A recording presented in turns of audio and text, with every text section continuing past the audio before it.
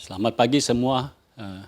Kita percaya ketika kita menerima pewahyuan dari Tuhan dan kita tidak mendengar opini dari manusia, maka Tuhan sendiri akan bekerja di tengah-tengah kita dan Dia yang akan menyatakan isi hatinya. Karena ketika roh pewahyuan ada di dalam kita, dicurahkan atas hidup kita, maka isi hati Tuhan akan diberikan kepada kita dan kita jadi tahu isi hati Tuhan. Ketika kita tahu isi hati Tuhan, maka jalan-jalan kita menjadi berbeda.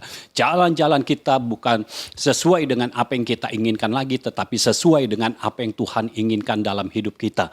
Dia Allah kita yang luar biasa. Ketika Petrus menyatakan bahwa Yesus adalah Mesias, anak Allah yang hidup, Petrus berbeda dari murid-murid yang lain. Pernyataan Petrus berbeda dari murid-murid yang lain. Dan ketika dia mengatakan itu, ada tugas baru yang diberikan kepadanya. Dia harus mendirikan gereja. Dan kita tahu bagaimanapun kehidupan Petrus, firman yang telah disampaikan oleh Yesus itu terjadi. Ya. Padahal setelah itu, ya, tidak jauh dari pasal 16 dari ayat 13 itu, tidak jauh dari situ Petrus mulai kembali kepada kehidupan yang lamanya. Dia tidak hidup di dalam pewahyuan, tetapi firman sudah dilepaskan. Yesus berkata, kita buka saja ayatnya supaya lebih jelas. Yesus berkata, berbahagialah, Matius 16 ayat yang ke-17. Kata Yesus kepadanya, berbahagialah engkau Simon bin Yunus, sebab bukan manusia yang menyatakan itu kepadamu, melainkan Bapa-Ku yang di sorga. Dan aku pun berkata kepadamu, engkau adalah Petrus. Sebelumnya dikatakan Simon. Simon adalah buluh atau batang. Itu yang mudah diombang-ambingkan oleh angin. Jadi kalau angin ke kiri, dia ke kiri. Angin ke kanan, dia ke kanan. Dan itulah memang sifatnya Petrus. Ya, pada saat keadaan menekan dia, Yesus agak jauh dari dia. Keadaan menekan, dia menyangkal Yesus. Dan ketika Yesus sudah tidak ada, dia kembali lagi menjadi nelayan. Ya, itu sifat lamanya Petrus. Tetapi Yesus katakan, dan aku pun berkata kepadamu, engkau adalah Petrus. Ada identitas baru dari Petrus. Yang dulunya Simon menjadi Petrus, artinya batu karang. Dan di atas batu karang ini apa maksudnya? Pewahyuan tentang Yesus. Pewahyuan yang berasal dari sorga. Kalau kita hidup di dalam pewahyuan, kita seperti hidup di atas batu karang, bukan di atas pasir. Kita seperti membangun bangunan di atas batu. Dan bukan hanya batu biasa, tetapi batu karang. Kita tahu batu karang begitu kuat. Ya, ombak begitu besar, tetapi kita tidak pernah melihat batu karang lenyap. Tetapi batu karang tetap ada. Beda dengan batu-batu yang lain. Batu-batu yang lain ketika terkena air akan terus menyusut, terkikis. Tetapi batu karang tetap ada. Dia tidak tergoyahkan. Nah, Petrus yang dulunya sifat aslinya dia pelin-pelan, dia mengikuti keadaan, mengikuti apa yang terjadi di dunia ini. Tetapi ketika pewahyuan datang dalam hidupnya, dia menjadi berbeda. Namanya bukan Simon lagi, tetapi menjadi Petrus. Dan di atas batu karang ini aku akan mendirikan jemaatku. Ada tugas yang baru untuk Petrus, yaitu mendirikan jemaat, mendirikan gereja, eklesia. Maksudnya apa eklesia? Dia harus menentukan nasib kota di mana dia berada. Dan walaupun Petrus menyangkal Yesus, lalu kembali lagi menjadi nelayan, tetapi firman, inilah kekuatan firman. Firman yang telah dilepaskan harus berhasil. Harus terjadi. Jadi kalau saudara menerima firman yang berasal dari sorga, ketahuilah itu harus terjadi. Apapun masalahnya, bahkan diri kita pun tidak bisa menghentikan untuk terjadinya penggenapan firman. Firman harus terjadi. Firman harus digenapi. Kita melihat di dalam Kisah Rasul, Petrus menjadi bapa gereja. Dialah yang mendirikan jemaat. Dialah yang mendirikan gereja mula-mula. Dia menjadi bapa gereja. Apa yang telah dikatakan oleh Yesus terjadi. Petrus mendirikan jemaat. Gereja mula-mula berdiri. Dan kalau itu terjadi dalam hidup Petrus, artinya itu bisa terjadi juga dalam hidup kita.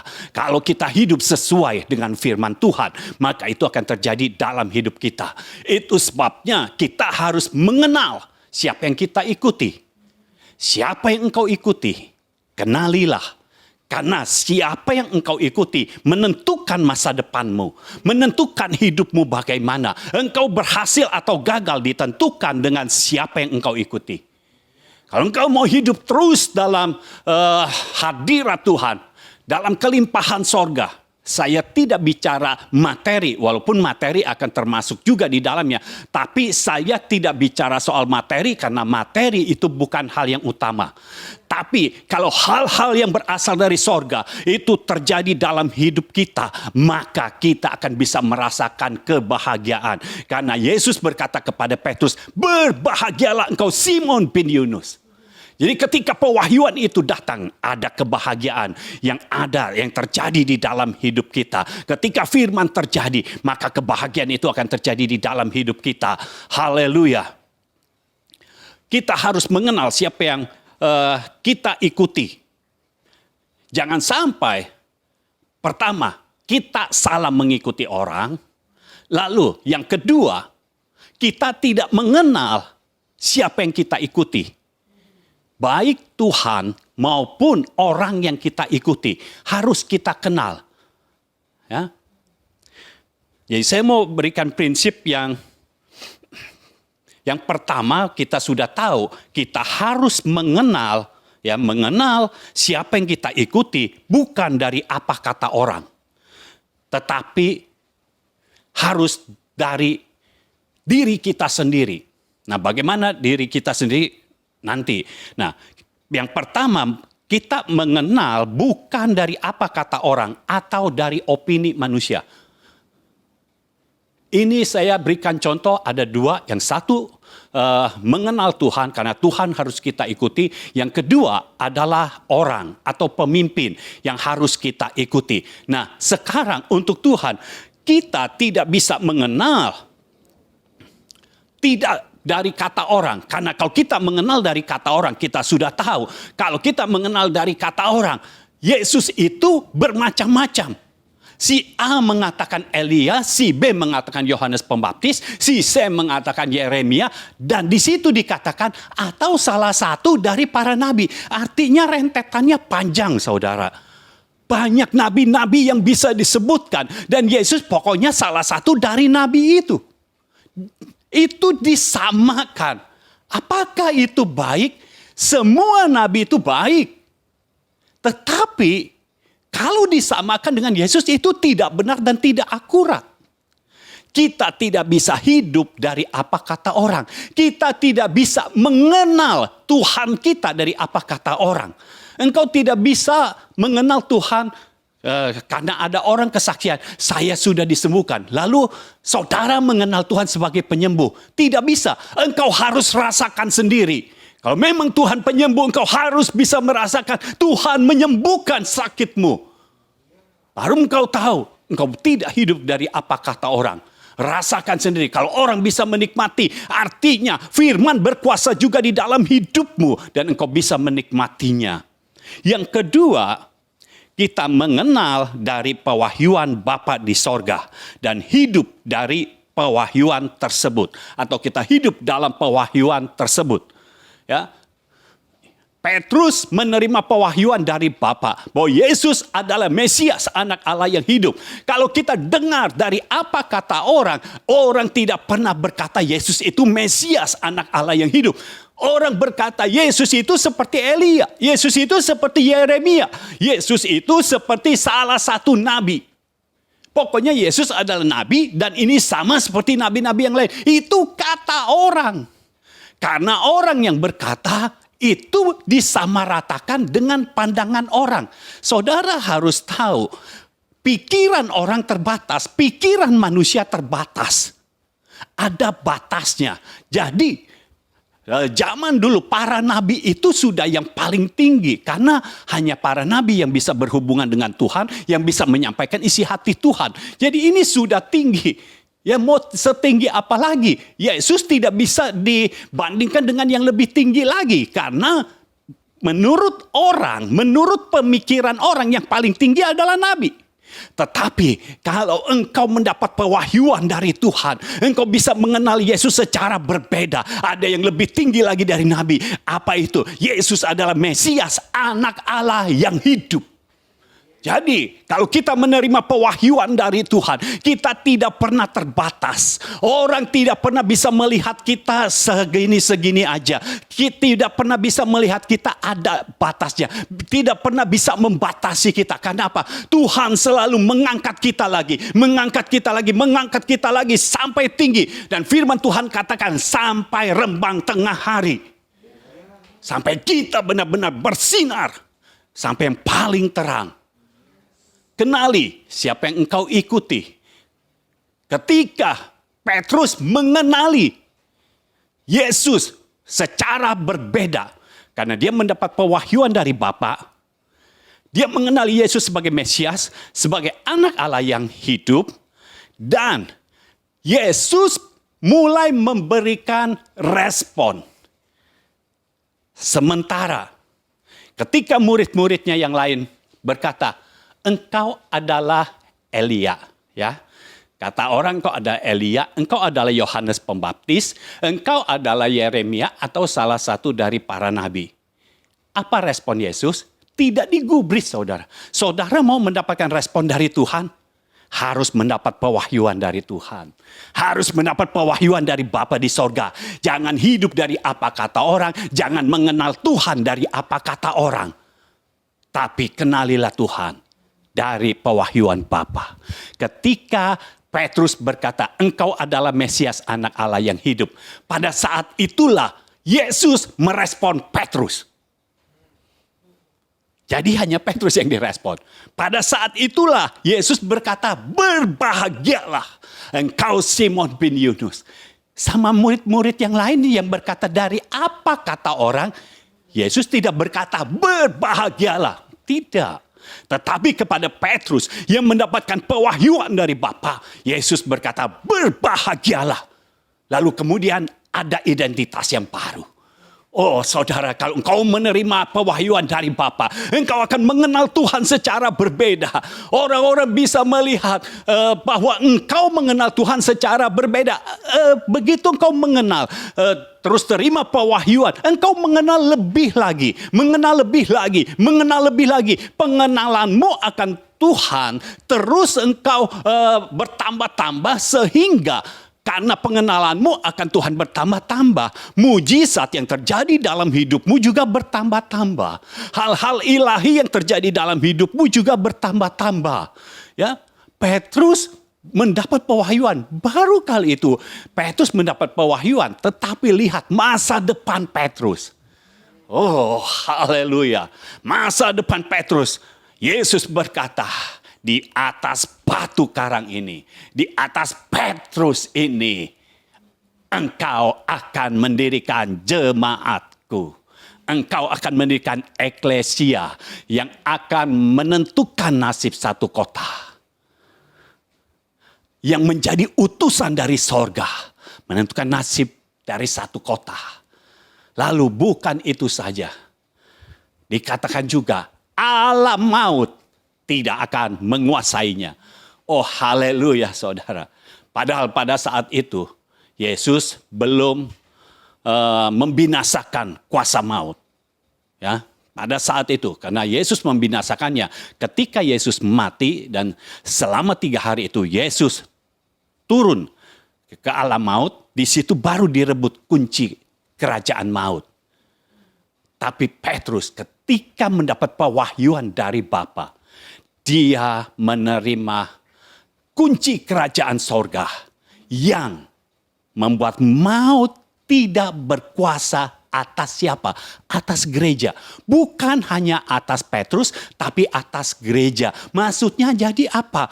Jadi kalau seseorang, ya alam maut tidak menguasainya, maka orang-orang yang di bawahnya, alam maut pun tidak bisa menguasainya.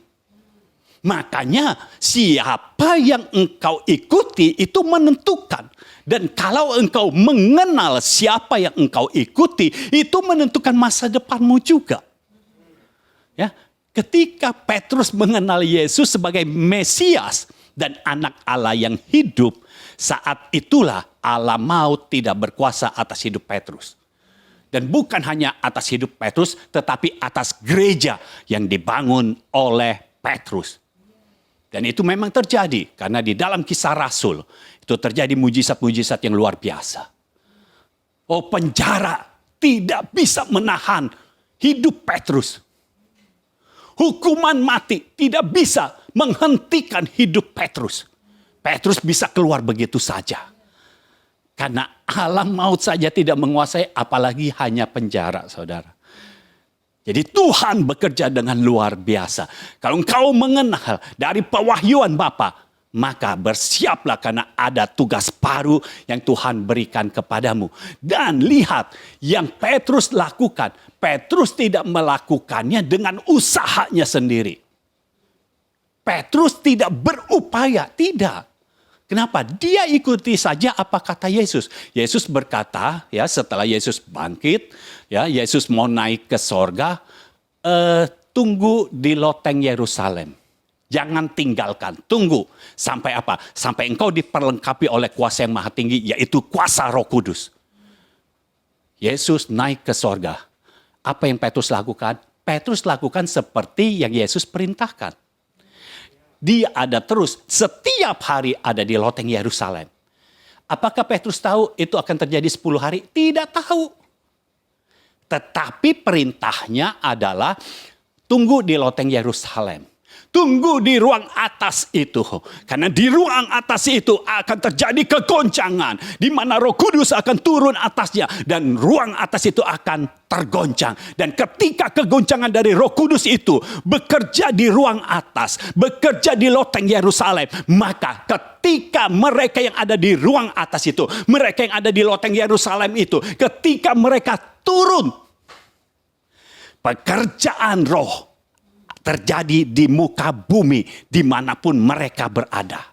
Haleluya. Jadi bukan hanya di loteng Yerusalem, tetapi terjadi di muka bumi dimanapun mereka berada. Sampai ke tempat kita saat ini, dimanapun kita berada, kita bisa merasakan pekerjaan roh. Kita bisa menikmati pekerjaan roh. Kita tahu Tuhan kita luar biasa. Haleluya. Dia Allah yang maha kuasa. Dia Allah yang luar biasa. Ya, kita harus mengenal siapa yang kita ikuti. Dan kita tidak mengenal dari apa kata orang atau opini manusia, tetapi kita mengenal dari pewahyuan yang berasal dari Bapa di sorga. Dan kita hidup di dalam pewahyuan tersebut. Ya, ketika kita hidup dalam pewahyuan tersebut, maka semua janji Tuhan, semua firman Tuhan digenapi dalam hidup kita. Ya, Tuhan kita ajaib, Tuhan kita luar biasa. Setiap firman yang kita terima pasti akan ada penggenapannya. Karena firman itu memiliki kekuatan. Firman memiliki kekuatan. Dia tidak boleh kembali kepada Tuhan, kembali ke sorga dengan sia-sia. Tidak boleh. Artinya kalau ini diutus oleh Tuhan, dia harus berhasil terlebih dahulu. Kalau sudah berhasil, baru boleh kembali. Jadi kalau belum berhasil, tidak boleh. Jadi jaminannya seperti itu. Kekuatan firman itu seperti itu. Kalau tidak berhasil, tidak boleh kembali. Ya. Jadi saudara yang menerima firman kerajaan, bersyukurlah. Karena firman kerajaan akan terjadi dalam hidupmu. Hiduplah di dalam pewahyuan dari Bapa di sorga. Lalu, poin yang ketiga. Kita harus mengenal yang kita ikuti secara progresif.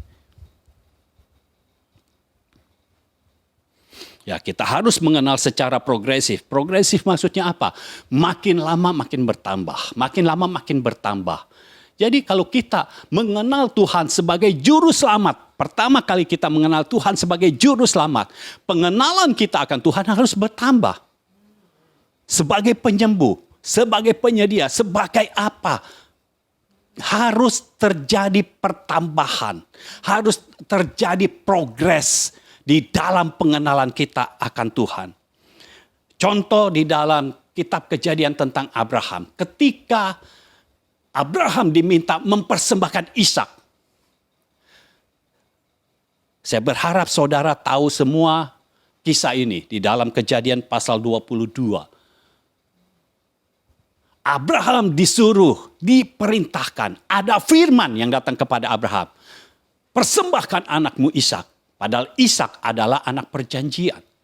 Tapi ini Tuhan minta dipersembahkan. Nah, kita harus tahu.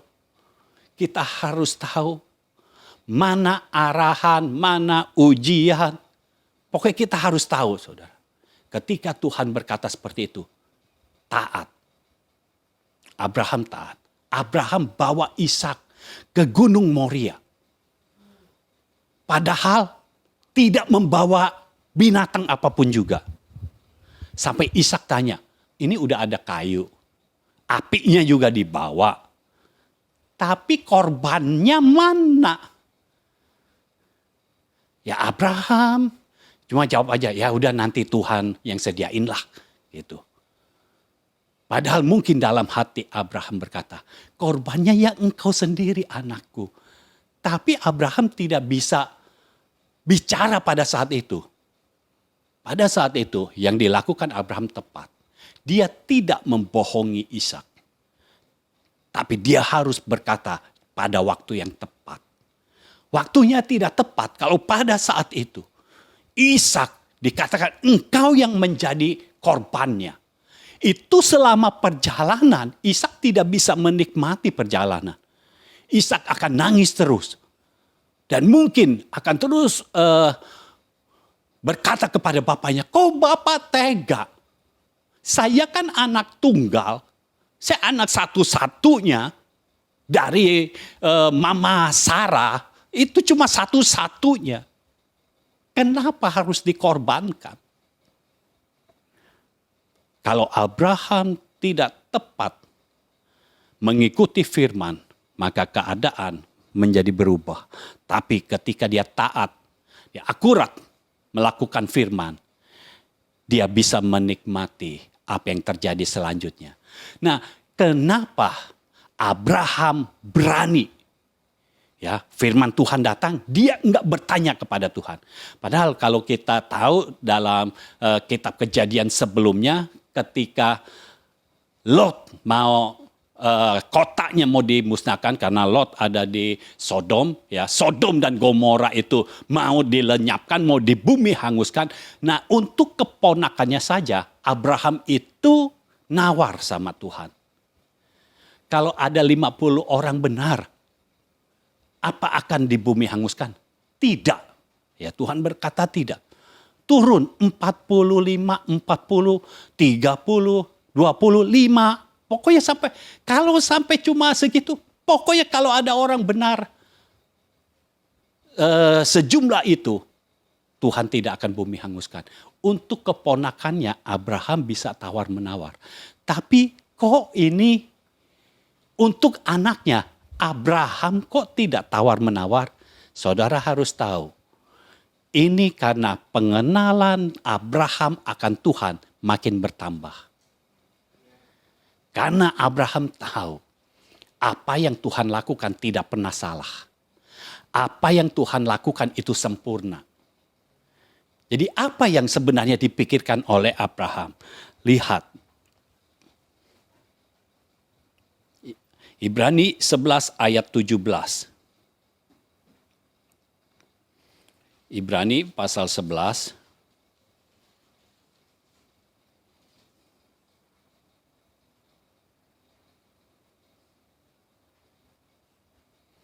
ayat 17. Karena iman, maka Abraham tatkala ia dicobai atau dia diuji, mempersembahkan Ishak, ia yang telah menerima janji itu. Maksudnya janjinya apa? Bahwa keturunannya akan banyak. Ya, dia akan menjadi bapa bangsa-bangsa. Tetapi ini anak satu-satunya, anak perjanjian satu-satunya, ini disuruh persembahkan. Nah, ia yang telah menerima janji itu rela mempersembahkan anaknya yang tunggal. Lalu ayat selanjutnya, walaupun kepadanya telah dikatakan keturunan yang berasal dari Ishaklah yang akan disebut keturunanmu. Jadi kalau Ishaknya meninggal, kan Ishak belum menikah waktu itu. Kalau Ishaknya meninggal, habis keturunannya. Artinya seperti firman Tuhan batal. Tetapi dengar ini, Abraham sudah mengenal Tuhan. Bahwa Tuhan tidak pernah membatalkan firman-Nya. Firman-Nya selalu digenapi. Ayat 19, karena Abraham berpikir bahwa Allah berkuasa membangkitkan orang-orang sekalipun dari antara orang mati. Dan dari sana ia seakan-akan telah menerimanya kembali. Jadi Abraham percaya, Abraham mengenal Tuhan. Bahwa Tuhan sanggup membangkitkan orang mati. Jadi seandainya Ishak dikorbankan, itu kan artinya mati karena harus dibunuh. Tapi Ishak bisa bangkit kembali. Ini pengenalan Abraham kepada Tuhan. Bahwa Tuhan sanggup membangkitkan orang-orang yang mati. Ya, sekalipun sudah mati. Jadi ketika Abraham berpikir dia mempersembahkan Ishak, dia sudah berpikir dia akan mendapatkannya kembali. Tidak akan ada yang hilang dari hidup Abraham. Lalu kemudian, karena pengenalan kita kepada siapa yang kita ikuti harus progresif.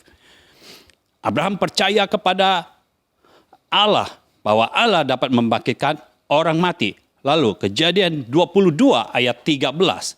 Kita lihat ayat 13. Ini pengenalan Abraham akan Tuhan.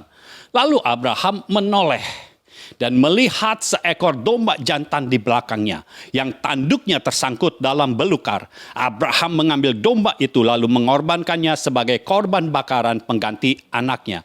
Dan Abraham menamai tempat itu Tuhan menyediakan. Sebab itu sampai sekarang dikatakan orang di atas gunung Tuhan akan disediakan. Jadi ketika Abraham mempersembahkan Ishak, Abraham benar-benar mau menguliti Ishak. Jadi pisau sudah dibawa oleh Abraham dan tangannya sudah diangkat lalu akan segera ditusuk ke jantung Ishak supaya Ishak tidak menderita. Jadi akan ditusuk langsung ke jantungnya. Tapi ketika dia mengangkat, ingat Tuhan tidak pernah terlambat. Itu enggak pas Abraham udah bunuh Ishak, sudah tancapkan pisaunya di jantung Ishak, Tuhan baru berkata, "Ya Abraham, tadinya saya mau berkata, udah enggak usah dibunuh." Enggak, itu udah terlambat namanya, saudara. Tapi Tuhan tidak pernah terlambat. Kita punya Tuhan tahu waktu karena Tuhan yang menciptakan waktu. Dia tidak pernah terlambat di dalam menggenapi janji-janjinya. Dia tidak pernah terlambat di dalam menggenapi firman-Nya. Firman-Nya pasti terjadi dalam hidup kita. Dan firman-Nya pasti tepat waktu sesuai dengan waktu Tuhan.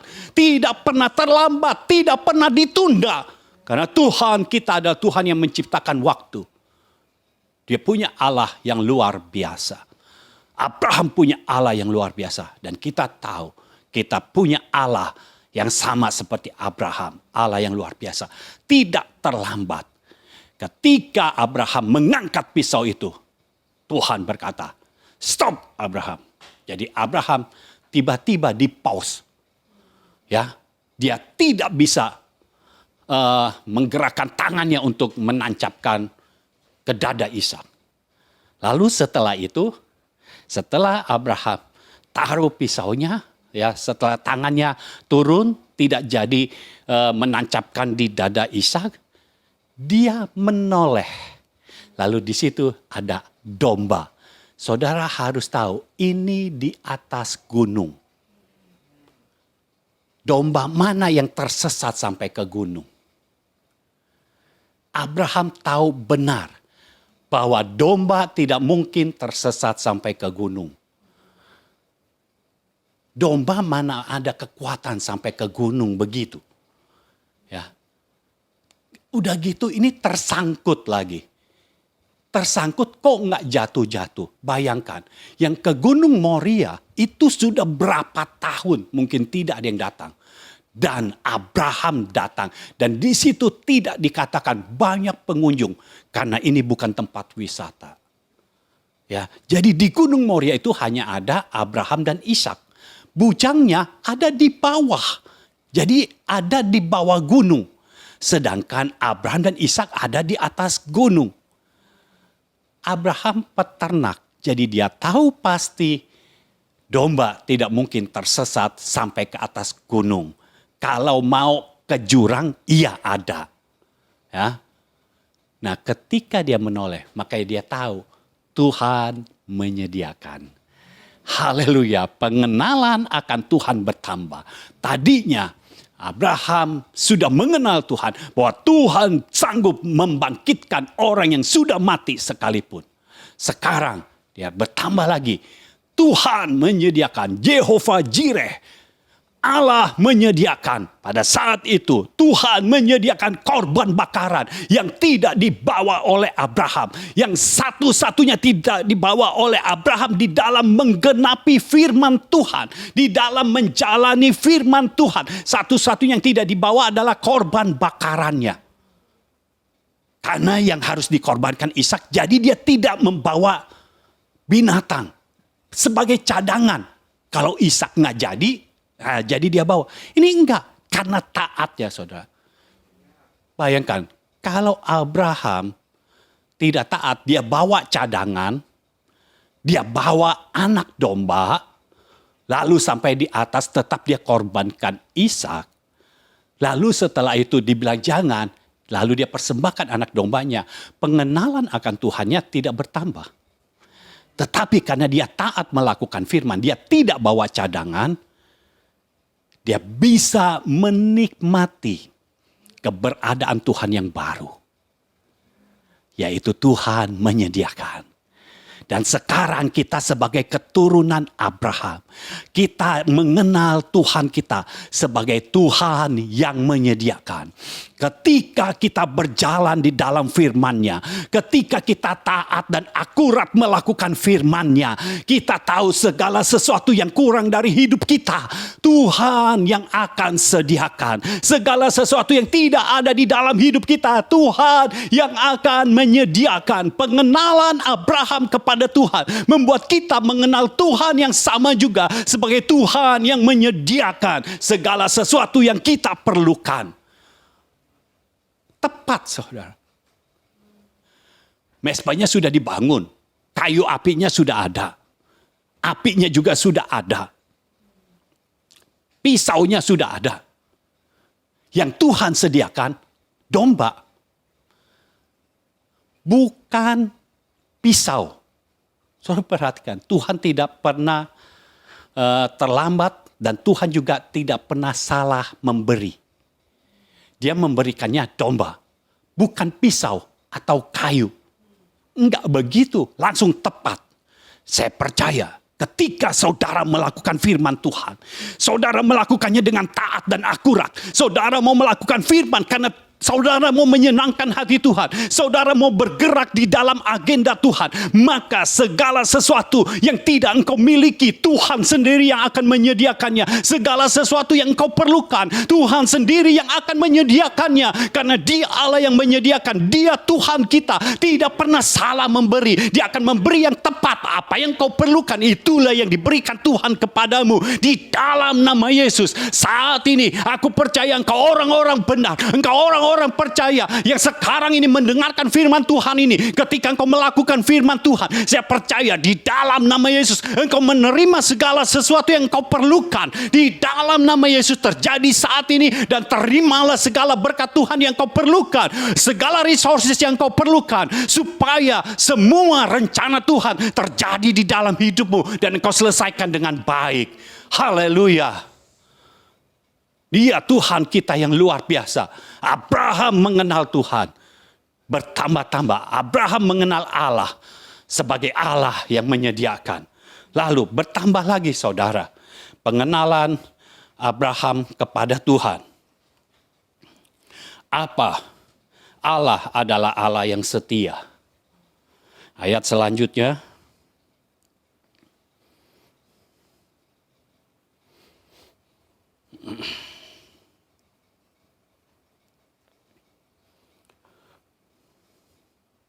Perhatikan ayat yang ke-16. Katanya, aku bersumpah. Ini Tuhan yang berkata. Aku bersumpah demi diriku sendiri. Karena tidak ada yang lebih tinggi lagi daripada Tuhan. Itu sebabnya Tuhan bersumpah demi dirinya sendiri. Demikianlah firman Tuhan. Karena engkau telah berbuat demikian. Dan engkau tidak segan-segan untuk menyerahkan anakmu yang tunggal kepadaku. Maka aku akan memberkati engkau berlimpah-limpah. Dan membuat keturunanmu sangat banyak. Seperti bintang di langit dan seperti pasir di tepi laut. Dan keturunanmu itu akan menduduki kota-kota musuhnya. Oleh keturunanmu lah semua bangsa di bumi akan mendapat berkat. Karena engkau mendengarkan firmanku. Jadi saudara, Abraham bertambah lagi pengenalannya akan Tuhan. Tadi Abraham percaya bahwa Allah sanggup membangkitkan orang yang mati. Sebelumnya Abraham sudah percaya Allah bisa memberkati dia. Ya, karena dia waktu dalam perjalanannya dia hidup diberkati Tuhan. Lalu dia percaya Allah membangkitkan orang mati. Lalu Allah menyediakan. Dan sekarang dia melihat Allah yang setia. Allah begitu setia terhadap janjinya. Allah begitu setia terhadap firman-Nya. Ketika Yesus berkata, ketika Tuhan berkata, ketika Bapa berkata, maka perkataannya itu bisa dipertanggungjawabkan. Perkataannya itu akan terjadi karena Dia Allah yang setia. Dan Dia tidak pernah berubah. Perhatikan yang dikatakan, karena engkau telah berbuat demikian. Ya, tidak segan-segan menyerahkan anakmu yang tunggal kepadaku. Maka aku akan memberikan engkau, aku akan memberkati engkau berlimpah-limpah. Bukankah ini yang sudah dilakukan oleh Tuhan? Sejak awal memanggil Abraham, Tuhan memberkati Abraham. Dan setelah diberkati, Tuhan masih memiliki firman untuk Abraham, yaitu memberkati dengan berlimpah-limpah. Artinya janjinya tetap sama, firman Tuhannya tetap sama. Semakin berlimpah-limpah. Dan membuat keturunanmu sangat banyak. Dulu sudah dikatakan, tapi sekarang dikatakan lagi. Dia Allah yang setia, sangat banyak. Seperti bintang di langit dan seperti pasir yang di tepi laut. Dan Allah yang setia, Dia mengulangi beberapa kali dalam hidup Abraham. Allah mengulangi janjinya. Allah mengulangi firman-Nya. Tetapi kali ini Allah mengulangi firman-Nya dengan bonus. Karena Dia Allah yang setia. Dikatakan, dan keturunanmu itu akan menduduki kota-kota musuhnya. Haleluya. Jadi ada pertambahan saudara. Abraham tidak bisa menduduki kota-kota musuhnya. Tetapi keturunannya akan menduduki kota-kota musuhnya. Ini terjadi saudara. Waktu Yosua memimpin bangsa Israel masuk ke tanah Kanaan. Itu kota-kota musuhnya diambil semua. Ya. Bahkan di zaman Samuel, kota-kota yang diambil oleh musuh, oleh Filistin, itu diambil kembali oleh bangsa Israel. Bahkan bertambah. Setelah diambil, kota-kota yang ada di sekitarnya menjadi milik bangsa Israel juga. Tuhan selalu menggenapi firman-Nya. Lalu, ada perluasan lagi. Ayat yang ke-18. Oleh keturunan mula, semua bangsa di bumi akan mendapat berkat. Semua bangsa di bumi akan mendapat berkat. Dan kita tahu sama-sama. Ketika Yusuf lahir. Dan dia dibuang oleh saudara-saudaranya. Lalu dijual menjadi budak. Kemudian Yusuf menjadi penguasa di Mesir. ketika Yusuf menjadi penguasa di Mesir, semua seisi dunia, seluruh dunia membeli gandum ke Mesir. Dan yang menentukan gandum ini harus dijual atau tidak adalah Yusuf. Yusuf menjadi berkat. Semua orang merasakan berkat karena kehidupan Yusuf. Dan inilah yang akan terjadi dalam hidup kita. Kita tetap keturunan Abraham, itu sebabnya kita bisa menduduki kota-kota musuh kita. Dan kita akan menjadi berkat. Firman Tuhan harus terjadi. Siapa yang memberkati kita akan diberkati oleh Tuhan. Siapa yang mengutuk kita akan dikutuk oleh Tuhan. Dan kita diberkati, bukan hanya sampai diberkati saja, tetapi kita menjadi berkat. Haleluya. Firman Tuhan pasti terjadi dalam hidup kita. Saya tidak keburu untuk bicarakan siapa yang engkau ikuti yang keduanya. Tapi saya tuntaskan yang pertama ini, Sabtu depan kita akan lanjutkan. Yang keempat, kita harus mengenal siapa yang kita ikuti secara dekat. Secara dekat. Jadi kita harus mengenal dari dekat. Jangan kenal siapa yang kita ikuti dari apa kata orang. Karena kalau dari apa kata orang, yang baik sama siapa yang kita ikuti akan berkata yang baik-baik. Tapi yang tidak suka akan berkata yang buruk-buruk. Jangan hidup dari apa kata orang, jangan mengenal siapa yang kita ikuti dari apa kata orang. Kita harus mengenal dari pewahyuan dari sorga. Pewahyuan dari Bapa di sorga. Kalau kita kenal dari pewahyuan dari Bapa di sorga, maka akan ada tugas yang baru. Ada tugas yang baru yang diberikan Tuhan kepada kita. Lalu kita harus mengenal secara progresif. Harus bertambah-tambah terus. Pengenalan kita akan Tuhan harus bertambah-tambah terus. Jangan mau puas hanya mengenal Tuhan sebagai juru selamat. Jangan puas hanya mengenal Tuhan sebagai orang yang menyelamatkan jiwamu. Yang menyelamatkan engkau. Kalau engkau mati masuk sorga. Masalahnya kita masih hidup. Jadi jangan puas kalau hanya tahu mati masuk sorga. Tetapi kenali Tuhan selama kita hidup ini. Apa yang Tuhan mau dari hidup kita. Apa yang Tuhan sediakan dalam hidup kita ketika kita hidup di dunia ini. Kalau mati masuk sorga mah. Ya sudah masuk sorga. Sudah tidak masalah. Itu sudah pasti. Tapi yang kita hidup ini. Abraham mengenal Tuhan secara progresif. Ketika Abraham mau mengenal Tuhan secara progresif. Jadi pikiran Abraham dia setting sedemikian rupa untuk melihat segala sesuatu dari sudut pandang Tuhan. Ketika dia melihat segala sesuatu dari sudut pandang Tuhan, dari sudut pandang Bapa di sorga, maka pengenalan akan Tuhan selalu bertambah.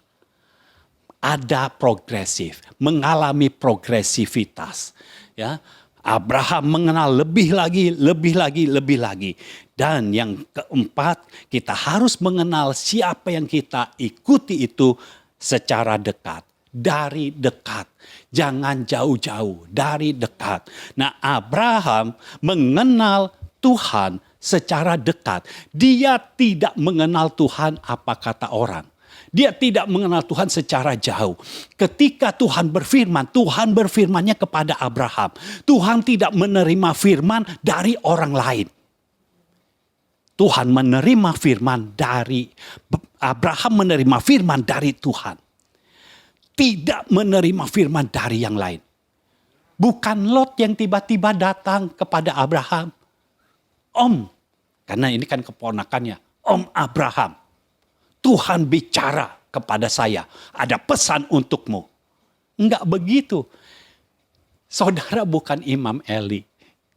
Imam Eli enggak bisa menangkap isi hati Tuhan. Tidak bisa terima firman Tuhan. Yang terima siapa? Samuel.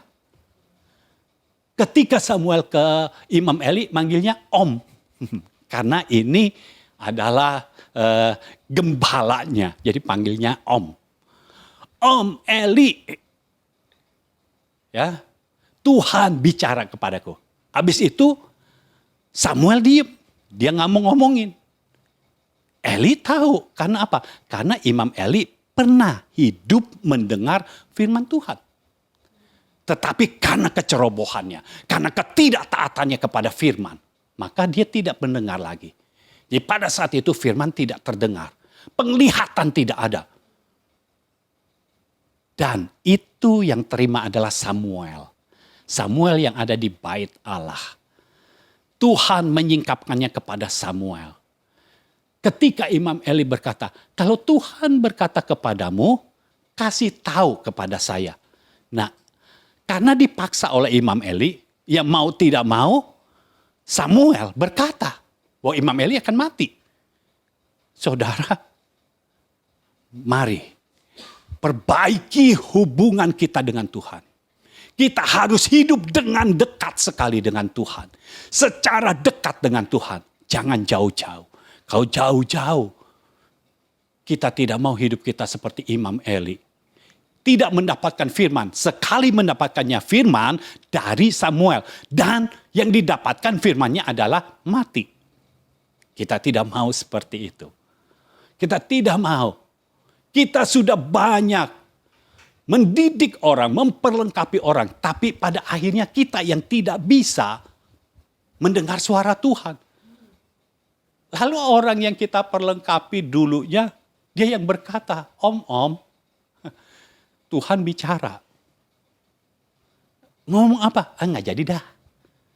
Kan itu yang terjadi sama Samuel.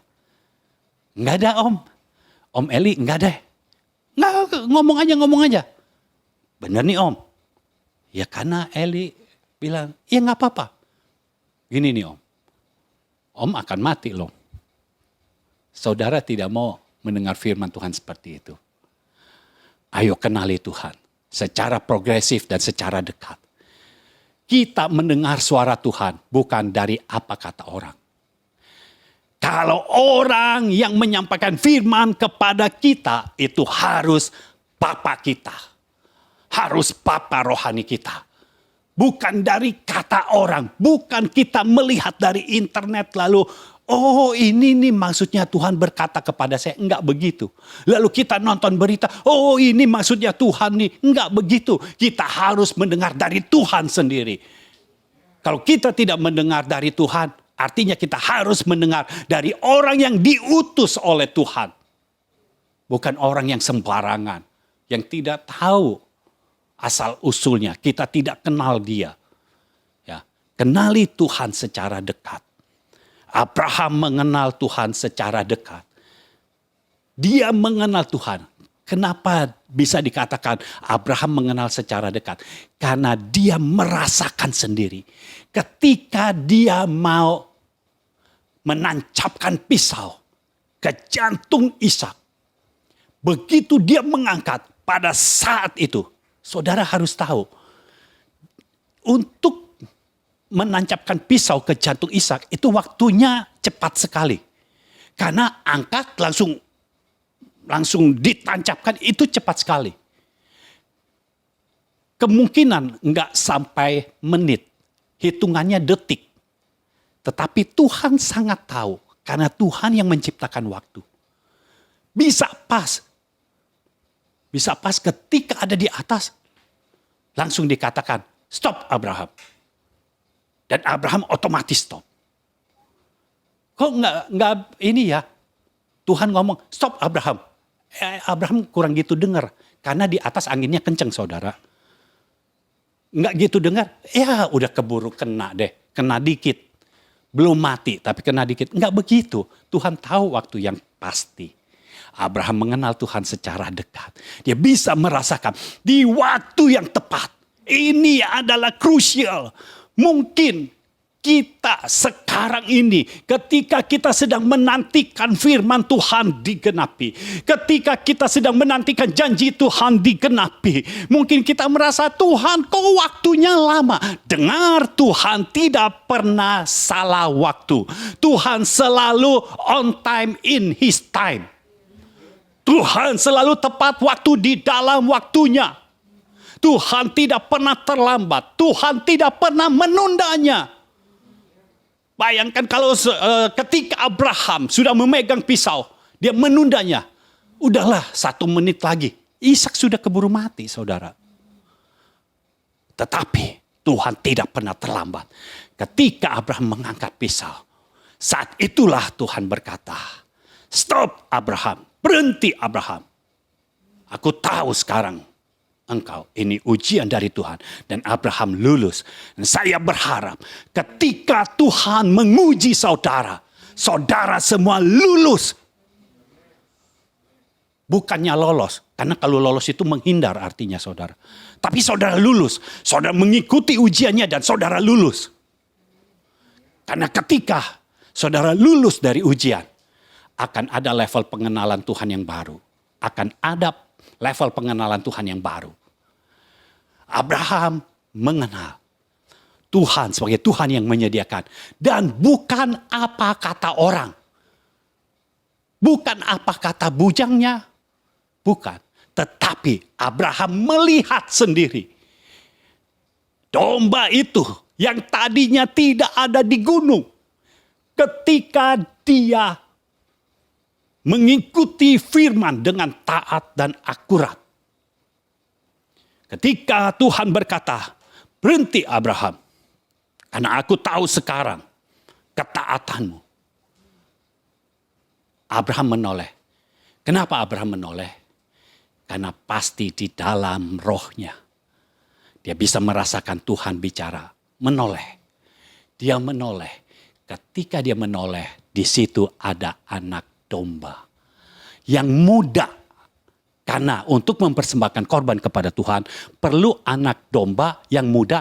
Dan hebatnya saudara, ini anak domba tersangkut tapi tidak cacat, tidak bercela. Karena kalau bercela ini tidak layak untuk dipersembahkan kepada Tuhan. Jadi jelas ini dari Tuhan. Sudah tersangkut, tidak ada cacat celaknya. Tidak tergores oleh duri, tidak tergores oleh ranting. Abraham tinggal mengambil. Apakah Abraham sebelumnya menoleh ke situ? Saya yakin dia menoleh ke situ. Karena ketika dia naik ke Gunung Moria, dia pasti cari tempat di mana mendirikan mezbahnya. Dia cari. Dan semua arah dia sudah lihat. Tidak ada domba. Tidak ada anak domba muda. Tetapi ketika dia taat melakukannya, baru dia bisa melihat. Oh haleluya. Dia bisa melihat anak domba muda ini. Tuhan yang menyediakan. Lalu karena dia taat, yang dia persembahkan adalah anak domba ini. Enggak yang lain. Dia enggak ngotot. Enggak Tuhan. Firman Tuhan itu Ishak yang harus dikorbankan. Saya tetap mempertahankan. Ishak harus dikorbankan. Enggak begitu. Saudara harus taat dan akurat. Bukan taat dan bebal. Ya, jadi taat dan akurat. Ketika Tuhan katakan stop, ya stop. Diganti. Ketika Abraham melakukan ketaatan yang selanjutnya. Oh, ada pengenalan Tuhan yang baru. Ada level pengenalan Tuhan yang baru lagi. Abraham mulai mengenal. Dia Allah yang setia. Dulu Allah berjanji seperti itu. Sekarang Allah berjanji yang sama. Dan sekarang malah ditambah lagi. Bukan hanya dalam hidup Abraham. Tetapi dalam hidup keturunannya. Dan keturunannya akan diberkati oleh Tuhan. Haleluya. Kalau kita hidup tidak dari apa kata orang. Tetapi dari pewahyuan dari Tuhan. Maka pengenalan kita akan Tuhan terus bertambah-tambah. Dan ketika kita mengenal Tuhan secara progresif. Kita tidak mau mengenal Tuhan yang seperti sekarang ini saja. Tapi kita mau terus bertambah. Maka kita akan mengalaminya. Dan ketika kita mengenal Tuhan dari dekat, secara dekat. Kita menikmati sendiri. Bukan apa kata orang, tetapi kita menikmati sendiri. Kalau Allah sebagai Allah yang memberkati, kita merasakan berkat Tuhan. Kalau Allah sebagai Allah penyembuh, kita merasakan disembuhkan oleh Tuhan. Maka Tuhan akan terus menambahkan level pengenalanmu akan Tuhan. Ketika level pengenalan kita akan Tuhan bertambah-tambah, maka hal-hal ilahi akan terjadi dalam hidup kita. Bukan hanya dalam hidup kita saja, tetapi dalam setiap hidup anak-anak kita, cucu kita, semua keturunan kita, termasuk anak-anak rohani kita. Akan terjadi karena Tuhan yang bekerja. Ketika Tuhan bekerja, tidak ada satu oknum pun, tidak ada satu pribadi pun yang bisa menahan pekerjaan Tuhan di dalam hidup kita. Haleluya. Mari saudara bangkit berdiri dimanapun engkau berada, mulai angkat tanganmu. Saat ini berdoa, sejenak kau berdoa kepada Tuhan. Minta Tuhan terus tambahkan level pengenalan akan Tuhan. Terus Tuhan tambahkan, terus Tuhan tambahkan. Biar kita benar-benar mengenal Tuhan secara progresif dan mengenalnya secara dekat. Biar pewahyuan dari Tuhan ada di dalam hidup kita. Biar roh pewahyuan, roh hikmat, roh pengertian dicurahkan atas hidup kita. Sehingga kita tidak hidup dari apa kata orang, tapi kita hidup dari apa yang Tuhan firmankan kepada kita. Haleluya, haleluya. Terima kasih Tuhan, terima kasih. Terima kasih Bapa. Terima kasih untuk penyingkapan firman-Mu. Terima kasih untuk firman yang Kau berikan pada hari ini. Kami percaya Engkau setia, Engkau Allah yang setia, Engkau Allah yang menyediakan. Dan kami percaya level pengenalan kami akan Engkau akan terus bertambah-tambah. Tidak pernah Engkau menyediakan sesuatu yang buruk dalam hidup kami. Tetapi segala sesuatu Engkau sediakan yang terbaik untuk kami bisa melangkah. Untuk kami menyelesaikan tugas yang Engkau berikan kepada kami. Terima kasih Bapa. Terima kasih untuk segala sesuatu yang Kau berikan kepada kami. Kami mengucap syukur kepadamu di dalam nama Tuhan Yesus Kristus. Amin. Amin. Amin. Haleluya. Saudara, ada beberapa pengumuman ingin saya sampaikan kepada saudara. Hari Kamis ini kita ada PG. Ya, tanggal 23 September jam 6:30 malam. Kita ada prayer group. Saudara perlu hadir di dalam prayer group ini supaya apa? Supaya pengenalan kita akan Tuhan terus bertambah-tambah. Saya percaya ketika saudara menghadiri prayer group ini melalui Zoom, ya. Jadi saudara perlu daftar ya ke hotline chat kami supaya diberikan link Zoom-nya. Ya, ketika saudara mengikuti Zoom ini, maka saudara akan merasakan hadirat Tuhan dan saya berdoa pengenalan saudara akan Tuhan semakin ditambahkan. Ya, hotline chat kami 0821 1367 6675. Ya, 0821 1367 6675. Saudara bisa berikan respon tentang firman atau crossover yang kami tayangkan juga dan kesaksian melalui hotline chat kami juga. Jadi saudara kalau mau daftar PG tulis saja saya mau daftar PG ya. Jadi apa yang saudara mau ya saudara tulis gitu. Lalu ada crossover day juga. Ini pesan firman yang kita berikan setiap hari Senin sampai Jumat. Jadi kalau saudara mau crossover day, saudara juga tinggal tulis aja mau berlangganan crossover day, ya. Nanti kita akan kirimkan dari hari Senin sampai Jumat. Nah, setiap Sabtu kita ada live streaming melalui Instagram di Instagram JGF Indonesia. Jadi saudara kalau mau ikut bergabung bersama-sama itu lebih baik. Saudara bisa ikut secara live, ya. Jadi bisa bersama-sama dengan yang lain. Dan saudara yang mendengarkan melalui channel YouTube, ya itu juga baik. Saudara bisa dengar ulang, ya. Dengar ulang melalui channel YouTube, yaitu channel Mulyono Zakaria. Saya percaya Tuhan sedang memberkati kita dan berkatnya tidak pernah putus. Berkatnya akan terjadi terus-menerus. Hiduplah di dalam jalan Tuhan, hiduplah di dalam firman Tuhan dan kita bergantung hanya kepadanya saja. Amin.